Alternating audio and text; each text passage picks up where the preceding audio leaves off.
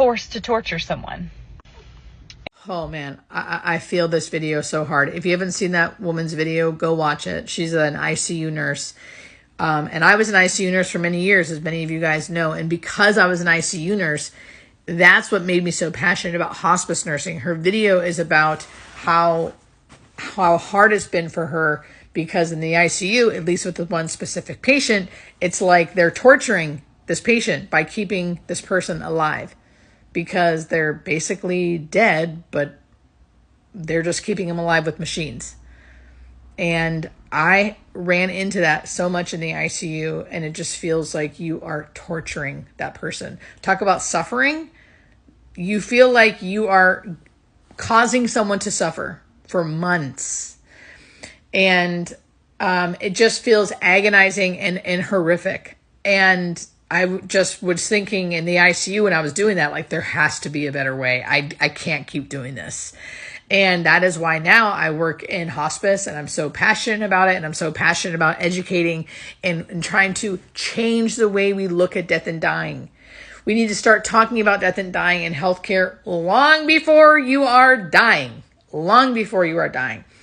I had a patient once that we had to have a family meeting. The family would not go along with what was happening. We eventually had to get ethics involved, meaning like, even though the family was like, no, sorry, you're not stopping the machines. We eventually, because we were basically doing this person who was on the machines a disservice, we had to get ethics involved, and ethics declared, sorry, family, you're wrong. We have to stop this. We're doing this person a disservice.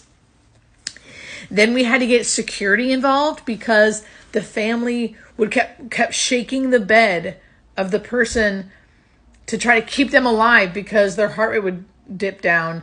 And then once it would dip down to a certain level, the people would shake the bed to try to make their heartbeat go back up. And it breaks my heart. It makes me want to burst into tears, because it's so sad. But it's so sad on so many levels that the family couldn't let go, but also that they wouldn't allow their loved one to have a peaceful death. It doesn't have to be like this. We have to talk about it. We can't deny death. It comes for all of us.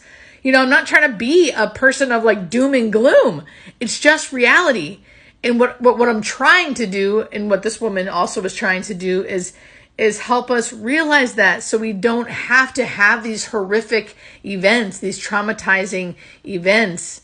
We can make it as peaceful, as graceful as possible.